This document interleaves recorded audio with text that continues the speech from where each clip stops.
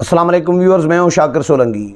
Viewers, PTI ने election commission के हवाले से भी यू टर्न मार लिया है, यू टर्न ले लिया है और अब पीटीआई कहती है कि जी इलेक्शन कमीशन गैर जानिबदार है। यही पीटीआई इलेक्शन कमीशन को, चीफ इलेक्शन कमिश्नर को गालम गलौज करते रहे हैं, इल्ज़ाम तराशियाँ करते रहे हैं, जानिबदारी के इल्ज़ामात लगाते रहे हैं, इलेक्शन कमीशन की बिल्डिंग को आग लगाने की बातें करते रहे हैं, लोगों को इलेक्शन कमीशन के ख़िलाफ़ भड़काते और उकसाते रहे हैं और ये भी इल्ज़ामात लगाते रहे हैं कि जी इलेक्शन कमीशन पैसे लेकर इलेक्शन कराता है, धांधली में मुलव्विस है, चीफ इलेक्शन कमिश्नर अपोजिशन के माउथ पीस बने हुए हैं, इलेक्शन कमीशन अपोजिशन का हेडक्वार्टर बना हुआ है। ये इल्ज़ामात लगा चुके हैं आज़म सवाती और फवाद चौधरी। इसके अलावा इमरान ख़ान ख़ुद चीफ इलेक्शन कमिश्नर पर और इलेक्शन कमीशन पर जानिबदारी के इल्ज़ामात लगाते रहे हैं और इलेक्शन कमीशन से, चीफ इलेक्शन कमिश्नर से मुस्तफ़ी होने के मुतालबात करते रहे हैं। ये ऑन द रिकॉर्ड चीज़ें हैं। अब इलेक्शन कमीशन के हवाले से पीटीआई जो है उन्होंने यू टर्न ले लिया है और अब कहती है कि जी इलेक्शन कमीशन बिल्कुल गैर जानिबदार है। गुज़श्ता रोज़ शाह महमूद कुरैशी ने चीफ इलेक्शन कमिश्नर से, सिकंदर सुल्तान राजा से मुलाकात की है और बल्दियाती इलेक्शन के हवाले से या जनरल इलेक्शन के हवाले से उनके साथ जो है डिस्कस किया गया है। मामलात अपने जो रिज़र्वेशन है, हुकूमत के हवाले से रिज़र्वेशन है, वो उनके सामने रखे हैं और उनको ये डिमांड रखी है कि जी इलेक्शन कमीशन गैर जानिबदार है और गैर जानिबदार किरदार अदा करना चाहिए। इलेक्शन कमीशन को धांधली नहीं होनी चाहिए। पंजाब में बल्दियाती इंतखाबात के हवाले से जो हुकूमत है वो धांधली कर रही है, अफसरान तब्दील किए जा रहे हैं वगैरह वगैरह, ये चीज़ें उन्होंने शिकायत की हैं। लेकिन मुझे जब ये शाह महमूद कुरैशी की जब मीडिया टॉक उन्होंने की बाहर आकर और ये बातें जब कह रहे थे कि जी इलेक्शन कमीशन गैर जानिबदार है, तमाम सियासी जमातों और इलेक्शन कमीशन का चोली दामन का साथ होता है,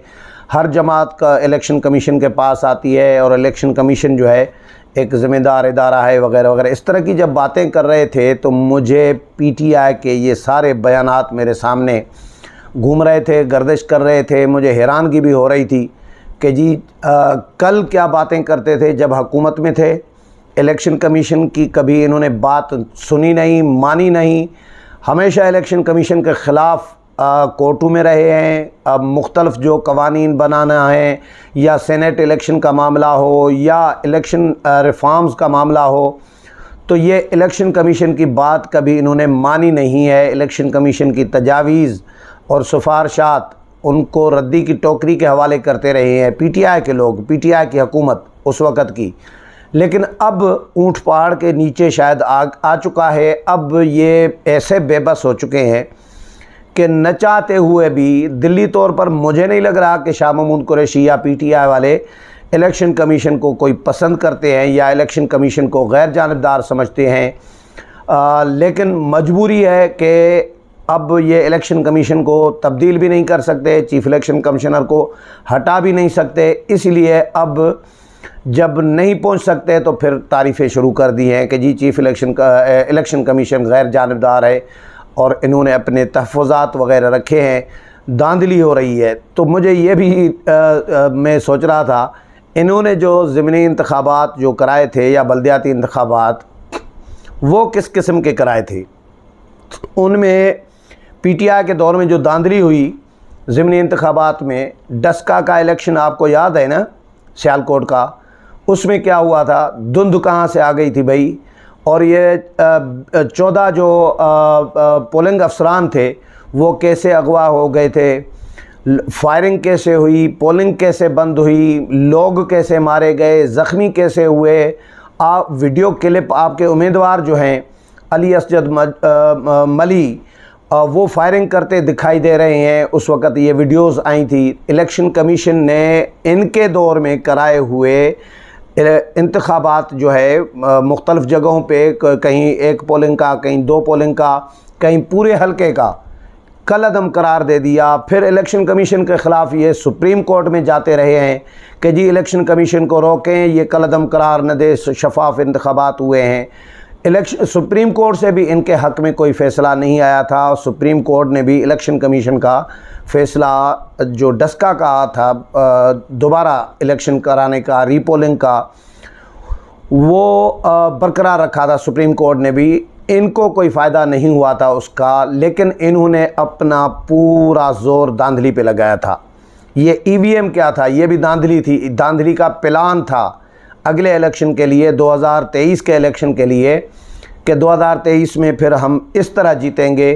माजी में तो जो सिस्टम बैठ गया था वो तो बैठ गया था, लेकिन अब जो है उसकी जगह पर हम ये जुगाड़ निकालेंगे ईवीएम का, इलेक्ट्रॉनिक वोटिंग मशीन का, उसमें हम फिर धांधली कर लेंगे।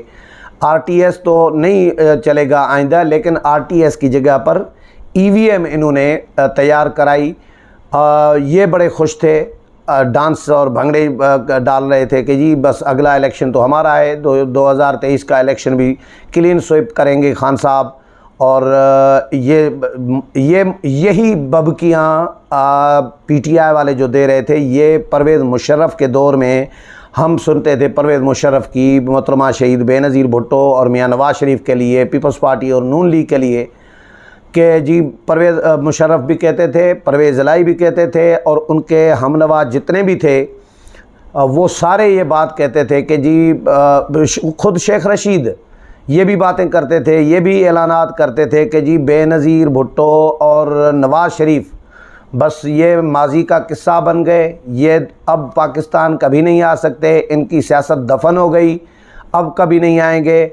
लेकिन दुनिया ने देखा, आप लोगों ने देखा, मियाँ नवाज़ शरीफ भी आए, बीबी भी शहीद वापस आई थी, लेकिन शहादत बीबी की हो गई बदकिस्मती से, लेकिन वो वापस आए और पीपल्स पार्टी इक़्तिदार में भी आई 2008 में, फिर नून लीग 2013 में इक़्तिदार में आई। तो अब जब ये पीटीआई इक़्तिदार में आई तो पीटीआई ने भी वही रवैया परवेज़ मुशर्रफ वाला आमराना और डिक्टेटराना रवैया अपनाना शुरू किया, फाशिस्ट रवैया अपनाना शुरू किया अपने मुखालफिन के लिए। तो ये भी यही बातें करते थे कि जी बस अब खान साहब अगले ये सिस्टम भी लपेटा जाएगा, जमहूरी निज़ाम भी ख़त्म हो जाएगा, पार्लियामेंट भी ख़त्म हो जाएगी, आइन भी ख़त्म हो जाएगा, एक इमरान ख़ान पाकिस्तान का फ्यूचर होंगे। इमरान ख़ान जो है अगले सारी ज़िंदगी जब तक ज़िंदा रहेंगे इमरान ख़ान, तब तक वो पाकिस्तान के सदर बन के रहेंगे। ये ख्वाब देख रहे थे, ये ऐलानात कर रहे थे। नून लीग और पीपल्स पार्टी की सियासत जी दफन हो गई, नवाज़ शरीफ बस अब लंदन से वापस नहीं आएंगे, ये सारी बातें ये करते रहे हैं। इस तरह की इनके गर्दन में सरिया और एक फ़िरौनियत इनमें आ गई थी पीटीआई के लोगों में। लेकिन कुदरत ने क्या किया, अब ज़ाहिर है कुदरत की तरफ से भी होता है, बज़ाहिर तो ज़ाहिर है इस्टेब्लिशमेंट और सियासी जमातें और अवाम और ये सारी चीज़ें हैं तरीक़त एतमाद। इमरान ख़ान के बकौल के अमेरिका है, अमेरिका ने साजिश की है, लेकिन उस साजिश का भी अभी तक कोई पता नहीं चल रहा, कोई सबूत नहीं मिला। तो उसके बाद फिर मुख्तलिफ इमरान ख़ान ने और चीज़ें शोशे छोड़े हैं मार्केट में कि जी मुझे ज़िंदगी का ख़तरा है, मुझे मार दिया जाएगा, इस तरह की बातें करना शुरू कर दी हैं। क्योंकि वो बयानिया न बिका, अमेरिका वाला साजिश, आलमी साजिश वाला, वो अदालतों में नहीं बिका, वो अमेरिका ने इनकार कर दिया, इस्टबलिशमेंट ने, पाक फ़ौज ने तरदीद कर दी, अदालतों में साबित नहीं हो सका, कहीं भी साबित नहीं हो सका। तो उसके बाद उस बयानिए को फिर इनको विड्रा करना पड़ा था, दस्तबरदार होना पड़ा था, फिर नया बयानिया दे दिया था, मेरी जान को ख़तरा है। तो बहरहाल धांधली ये कराते रहे अपने दौर में, अपने जितने भी इंतखाबात कराए, कश्मीर में पैसे बांटते रहे। वीडियोज़ आई अली अमीन गंडापुर की कि लाखों रुपए बांट रहे हैं लोगों में कि जी ये लो तरक्याती काम कराओ और इलेक्शन जितवा के दो। ये क्या था, ये वहाँ पे गिलगित बल्तिस्तान में क्या हुआ, पीपल्स पार्टी ने 32 दिन बिलावल भुट्टो जरदारी ने कैंपेन चलाई, उसको 32 दिन का कोई फ़ायदा नहीं हुआ, लेकिन इनके कुछ जलसों का फ़ायदा हुआ। इमरान ख़ान ख़ुद जलसे करते थे वज़ीर आज़म, तो ये भी इलेक्शन कवानीन की ख़िलाफ़ वर्जी थी, लेकिन वो करते रहे। अली अमीन गंडापुर को इलेक्शन कमीशन ने कश्मीर से निकाल दिया, लेकिन इमरान ख़ान वापस लेके गए, उनको जाके बिठा दिया कि भैया आप बैठें, जो धांधली करनी है कर लें, ठप्पे मार लें इधर। तो हुकूमतें तो इन्होंने धांधली करके ली, लेकिन इसका फ़ायदा अब ज़ाहिर है इतनी चीटिंग जो है, धांधली जो है वो ज़्यादा अरसे तक नहीं चल सकती। अगर ये डिलीवर करते, अवाम को डिलीवर करते तो शायद ये बच जाते। इन्होंने अवाम को भी डिलीवर नहीं किया, इन्होंने सियासी जमातों के साथ बिगाड़ी, इन्होंने इदारों के साथ बिगाड़ी, इन्होंने अपने मोसनों यानी इस्टबलिशमेंट फ़ौज उनके साथ बिगाड़ी, इन्होंने इलेक्शन कमीशन के साथ, अदालतों के साथ, अदालतों पे इल्ज़ामात लगाते रहे हैं। इन्होंने अवाम के साथ बिगाड़ दी कि भाई अवाम जो है उनको रिलीफ़ नहीं दिया, अवाम को तकलीफ़ में डाल दिया। इन्होंने अपने ही लोगों को, अपने जो पार्टी के लोग हैं अलीम ख़ान और ओन चौधरी और इस तरह के, और बड़ा नाम जहांगीर तरीन, अपने जो ATMs थे इमरान ख़ान के, अपने मोहसिन इमरान ख़ान के जो ख़र्चा चलाते थे इमरान ख़ान का, उनके साथ इन्होंने बिगाड़ दी। अब सबके साथ आप बिगाड़ेंगे तो फिर कैसे आप सरवाइव कर सकते थे, कैसे आप चल सकते थे? तो ख़ान साहब ने अपने साथ खुद की है ये। तो अब इलेक्शन कमीशन के पास सामने घुटने टेक दिए हैं PTI ने जी। इलेक्शन कमीशन जी अब जो है गैर जानिबदार है और इलेक्शन कमीशन इंतखाबात में धांधली जो हो रही है इसको रोके। इलेक्शन कमीशन वैसे ही इलेक्शन कमीशन का किरदार माजी की बनिस्बत हमने देखा है बहुत अच्छा रहा है। मौजूदा जो इलेक्शन कमीशन है सिकंदर सुल्तान राजा की क़यादत में, चीफ़ इलेक्शन कमिश्नर की क़यादत में, इन्होंने हत्तल इम्कान कोशिश की है कि धांधली ना हो। अब तो ज़ाहिर है नून लीग ये जो मौजूदा हुकूमत आई है इत्तेहादियों की, इनके दौर में तो इलेक्शन ऐसा कुछ सच नहीं हुआ, लेकिन जो PTI के दौर में इलेक्शन हुए और उनमें जो धांधली हुई उसका ज़रूर इलेक्शन कमीशन ने नोटिस लिया था।